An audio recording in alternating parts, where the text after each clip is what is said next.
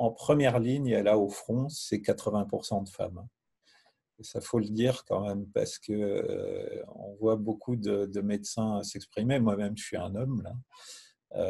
Au front, là, c'est 80% de femmes.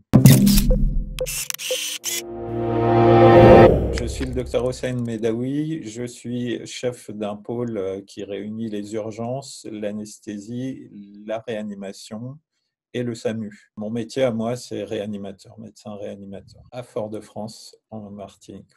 Il y a 20 malades dans l'unité de réanimation Covid.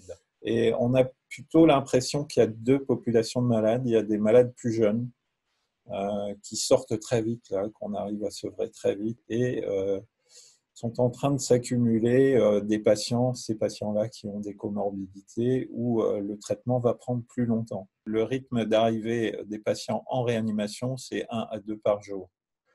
Donc, et ça n'a pas bougé. On se prépare aussi pour une augmentation du nombre de malades, c'est-à-dire que comme on ne sait pas très bien ce qui va se passer, on prévoit le pire, quoi. Habituellement, il y a 20 lits de réanimation. Je pense qu'on pourra monter jusqu'à 68. Peut-être même au-delà, mais en se heurtant à un certain nombre de problèmes de logistique, de lits.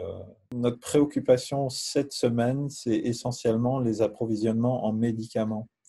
Et en particulier, vous savez qu'il y a des tensions, en particulier sur les curares, il y a des tensions sur certains hypnotiques qui nous permettent de garder les patients endormis au moment où ils sont ventilés par des respirateurs. Arrêter le trafic aérien, c'est une chose pour nous, c'est un vrai problème. On n'a pas d'alternative à l'acheminement rapide d'un certain nombre de matériel. Il nous faut des hélicoptères. Là, nous, on n'a pas de chemin de fer entre les îles. Là. Et la seule solution qu'on ait, c'est la voie aérienne et c'est très coûteux. Il n'y a plus aucun trafic entre les différentes îles. Les bateaux se sont arrêtés, les avions se sont arrêtés et on est tous un peu isolés. Et les moyens qui circulent encore sont essentiellement les moyens de secours. Et je pense qu'il y a 3 vols d'Air France depuis la métropole par semaine. Le fait aussi d'être isolé comme ça fait que peut-être le confinement va marcher plus facilement.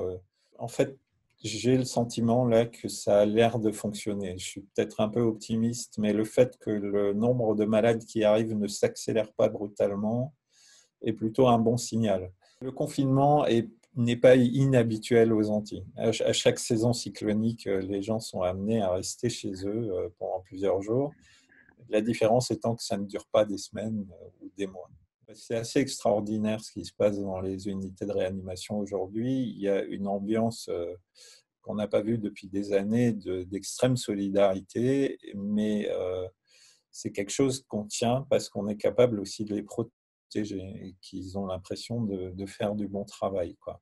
Il y a une autre chose qui m'a frappé, c'est qu'en première ligne, et là au front, c'est 80% de femmes.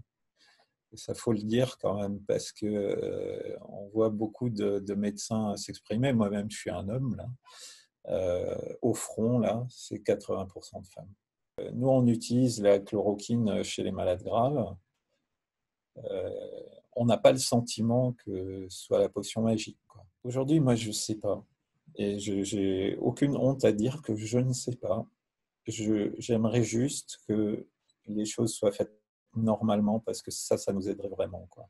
C'est-à-dire, normalement, on fait des études, on ne les fait pas n'importe comment, elles ont des critères de qualité, il faut les respecter, et c'est ça qui nous permet d'avancer. Vous savez, j'ai pris l'habitude de dire à mes internes, ça les surprend un peu, mais je leur dis souvent, ça fait longtemps que j'ai arrêté de croire que c'est parce que j'avais fait quelque chose que mon malade est guéri. Donc, ils vous regardent de manière un peu étonnée, là, parce qu'on est quand même très, très interventionniste en réanimation.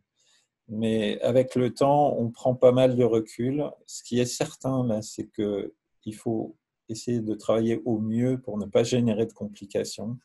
Et c'est ce qu'on fait. Et on constate que quand on travaille comme ça, on arrive à sauver un certain nombre de personnes.